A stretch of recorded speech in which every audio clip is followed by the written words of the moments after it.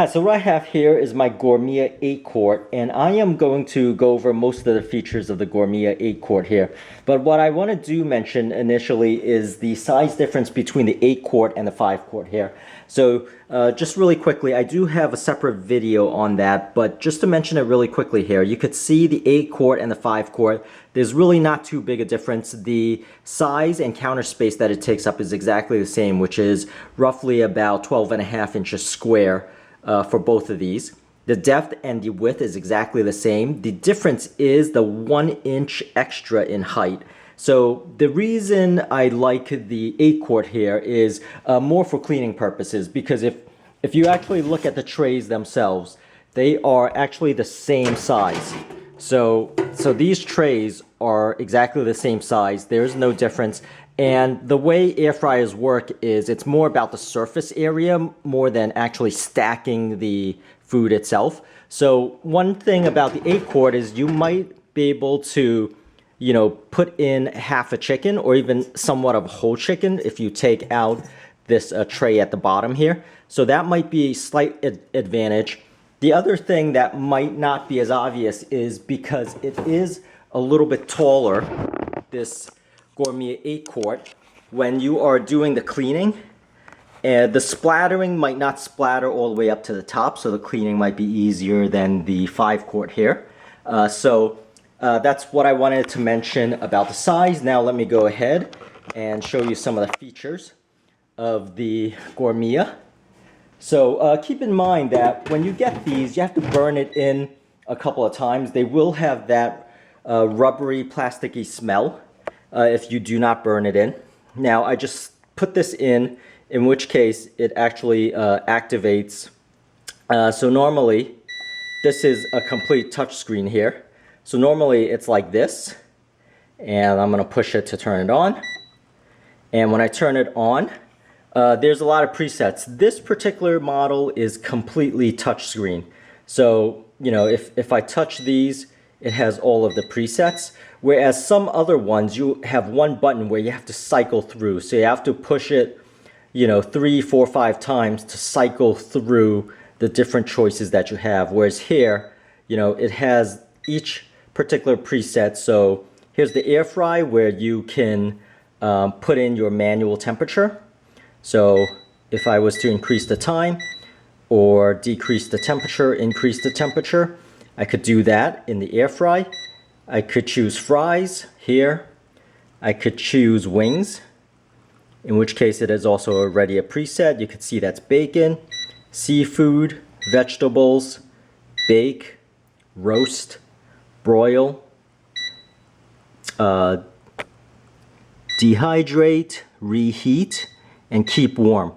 So I usually use the air fry where I put in the manual settings, and here you have the preheat, the stop and cancel, the power off, the start, and the turn reminder. So once I buy this, normally what I do is I burn it in. I'll set it at 400 degrees, and usually you have to burn it in 5 to 10 times before the plastic smell goes away.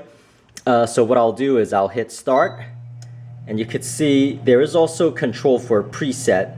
So if I hit stop here, you could see I could turn off the preheat or set the preheat. So I could turn it off here or cancel it. And let me start all over here and start it again. So I'm not going to choose the preheat. I'm just going to start it. You can see it has the countdown timer and the fan is already running. Now this has an average noise level. It's not one of the loudest, it's not one of the quietest, it's just average. Now when these things are running, you could always take it out and the time and the fan and the temperature will stop, but once you push it back in, it just resumes. So keep that in mind, that's how it works. You could also adjust the time and the temperature whenever you want. So if I wanted to adjust the time here midstream or the temperature midstream, I could do that. That's usually a standard functionality in all of these air fryers. Now if you watch all of my other videos, my favorite one is actually the Instant Vortex.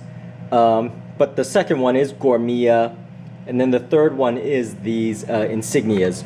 And I prefer the square ones because the square ones has more surface area where you could put the food, whereas the round ones obviously doesn't have the square corners where you could put more food. And with air fryers, it is about maximizing the width, you know, more so than actually stacking the food. Stacking the food, you don't get as good a you know, cooking and taste, but in general, these are just great. In some instances, you could also just replace your toaster oven with this, and it still works because these things do toast. And I will have a separate video on the toasting of the, you know, Gourmia. Now, the other things I want to mention is, you know, I do like that these things have a square top because you could actually put food or utensils, you know, just temporarily, or a plate, you know, temporarily on there, you know, not permanent. You don't want to cover these because in the back there's a exhaust. The other thing about this is, you know, these things take about 12.5 inches square on the countertop. So just keep that in mind. I am going to flip this over here and show you the back. So you can see the back there is where the exhaust is. And the plug here is a little bit thicker. You know, so this is a pretty thick plug. It is only 2-prong, so it doesn't have the grounded. And this is a little bit thinner for on my 5-quart. So this is a little bit heavy dutier for the Gourmia. Now let me spin it back and give you a little bit of a look here.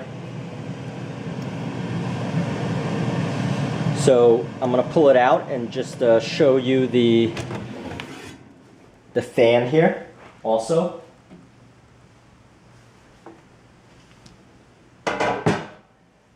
So you can see the fan. You know, that's the heating element, and you can see through there behind is where the exhaust comes out, and right there's the fan. So you do have to, you know, wipe this down once in a while. And as I mentioned before, the reason why I like this is it's 1 inch higher, so hopefully it is involves less cleaning than the 5-quart. But I think that's really it. That's all I wanted to mention, and I hope this helps, and please subscribe, and thank you for watching.